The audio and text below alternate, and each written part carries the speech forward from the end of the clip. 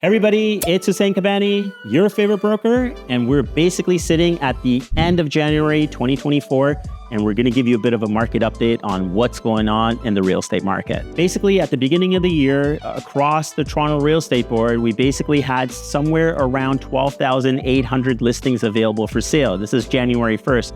As of today, we have 11,800 listings available for sale. So, in fact, first 24-ish days into the year, we've actually seen 1,000 units come off of the market, okay? It could be for a number of different reasons. Maybe they've had it already on the market for sale for such a long time and they just said, hey, let's just give it a break and let's go back on the spring market. Some of them probably sold because we're not seeing that much inventory. So we've also seen and heard cases of houses that have been on the market for 70, 80, 100 days that have absolutely no traction and now getting into multiple offers. So that could also be the case. And we're not seeing that many listings come up to the market at this point. What we're also seeing is that there have been buyers that have been on the sideline trying to time the market, happens every time, of where they are going to be buying at the absolute lowest in the market. Now, if you fall into this category, what I can safely tell you is you've missed that boat already. Probably the safest time to buy at the very bottom of the market probably would have been sometime around September, October, November, because what happened in December was we started to see the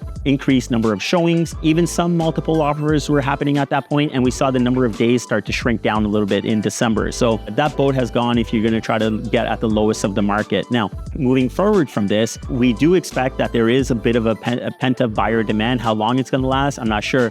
But even as we sit at the end of January right now, there are maybe about 35 to 40% of the listings that are going onto the market right now, they are underpricing those listings. And yeah, believe it or not, they're going into multiple offers. In fact, there's a house that we're going to be showing today. It hit the market yesterday. It already had 2 or 3 registered offers, and we're still going to take a look at it today and see if we want to even participate in something like that. So this is happening. Most of the price points this is kind of happening in is kind of like that, around, what we've seen anyways, is between kind of like that $800,000-900,000 to like around that $1.2 million mark. That's where the sweet spot is right now for buyers coming into the market and getting into multiple offers. Really hard to say how the whole year is going to play out. That's kind of what I always say, because things are a little dynamic. They keep kind of changing. So what I think what we can kind of expect for this quarter is we're probably going to see an increase in buyer demand still.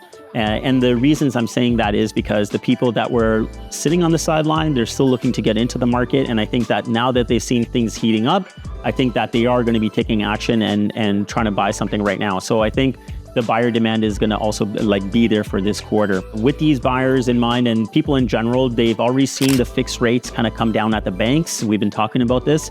And now we have an indication from the Bank of Canada that they are going to be lowering rates this year. So it's adding that much more buyer confidence in the market. In January, the first Bank of Canada announcement already has come out, and basically they've held the rate. I mean, now it's just kind of speculation of when they're going to cut the rates. You know, if I've heard as early as March, some people are saying April, some people are saying June. But the consistent story is that the rates are going to get cut. Even when the rates get cut, how much are they going to get cut? I don't think that they're going to do anything dramatic. It's probably going to come down to quarter by quarter. We had another video that we were doing with Burren. He basically thinks that, you know, maybe this year we'll see the overall rate come down by like 0.75%, maybe 1%. I kind of had to force him into saying that it could happen. But like 0.75 he feels comfortable with, and I don't think it's unreasonable for it to get there. So I think that's going to motivate people at the same time of trying to get into the market right now. Not only that, but like we've seen it with builders already right now. Even it's snowing and whatnot, there's lineups again at the builders and they're buying stuff that I don't really know if it's a good idea to buy or not buy. I don't want to really speculate too much on that. So we are seeing that buyer demand there. What does that leave us with? Inventory. What's going to happen with our inventory position? So basically from the beginning of January until right now, we're down about 1,000 listings. Usually I see a strong surge of listings starting to hit the market kind of end of February into March. That is typically where the spring market kind of starts. People do not really want to do so much stuff like it's cold outside, it looks nasty, your house is not going to be presented in the best way. There might be certain things that you want to get finished before you put it up. I think that what will happen is that we'll see a spike of inventory that is going to come up, but I think that we will have that buyer demand, at least in the first and I think second quarter, to absorb that is coming in. Even if we try to like use our our crystal ball and try to predict it out further, I think that overall we're going to have a strong spring market. I don't think it would be surprising to say that we will be in multiple offers with at least like 50, 60%, if not more, of the listings that are out there. And I think again, in the summertime, it'll probably cool down a little bit. Maybe not. I think that the Bank of Canada might take that opportunity to make an interest adjustment in the summertime. Because we're talking about the interest rate, I think that the Bank of Canada may shy away from making a decrease in the interest rate immediately during the springtime,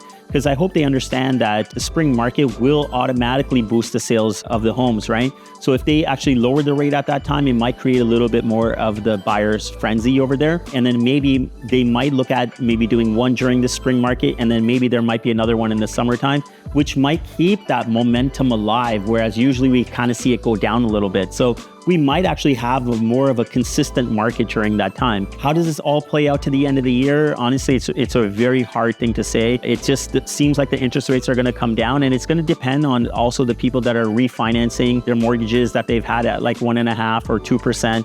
We know that there's a bunch of those that are going to come up for renewal. I think the number is somewhere between 10 and 20% with the major financial institutions. They have low rate mortgages that are going to be renewing at this point right now. Next year is going to be the bigger chunk of them that are going to be renewing as well. So I think that they're going to consistently have to bring down the rate in order for these people to be able to continue to stay in their homes. This could also create an opportunity where people will have to come and list their property. One of the examples is, even for myself, I have an investment property that's rented out right now. I had a 1-year fixed mortgage on it. And at that time when I got the mortgage, I think it was like 5.6% on that for a 1-year fix. It came up for renewal. I wasn't exactly sure. I stalled out a little bit. So they put me on an open mortgage because I didn't do anything with it. I was at like 9.85%, basically costing me $173 a day to carry about a $640,000. Even when I was at that 5.6% mortgage on that property, I was still feeding that property $1,350 out of my own money after collecting rent. Now that the interest rate has gone up for me on that property, I'm going to be paying like almost $2,000 a month to feed that property. So for me, my mind shift has kind of already happened. Hey, fine, I'm collecting $2,800 a month in rent, and then now I'm feeding this thing another $2,000. So does it actually make sense for me in the long term to actually keep this property? And is there a better spot for me to deploy my capital? Maybe. So it's got my wheels turning about that, which I think a lot of investors might start to consider, hey, like, why should I be feeding this? And they may want to shift their investments around. So I think that will create more listings kind of coming to the market along the side of people that cannot afford to keep their property because they got a rate at 1.5%, 2%. And even though that they went through a stress test and probably qualified at the 5.25 or 5.5% with inflation and whatnot, I don't know if they're going to be able to hold the same property that they have. So we're in for a bit of a mixed situation, I would call it. So nobody knows what's going to happen, obviously, this year.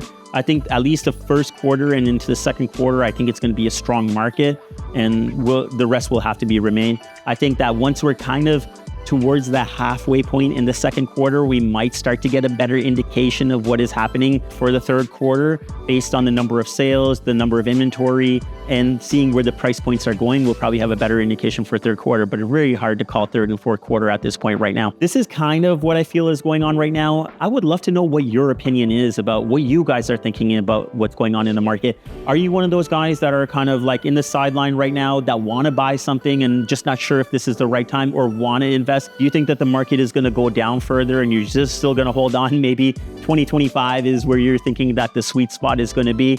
Or are you one of those move up buyers kind of thinking that, hey, is this a right time for me to upgrade? Or are you a first time home buyer saying, hey, how the heck do I even enter this market because I want to, or I have 30, 40 grand. I would love to know what your thoughts are.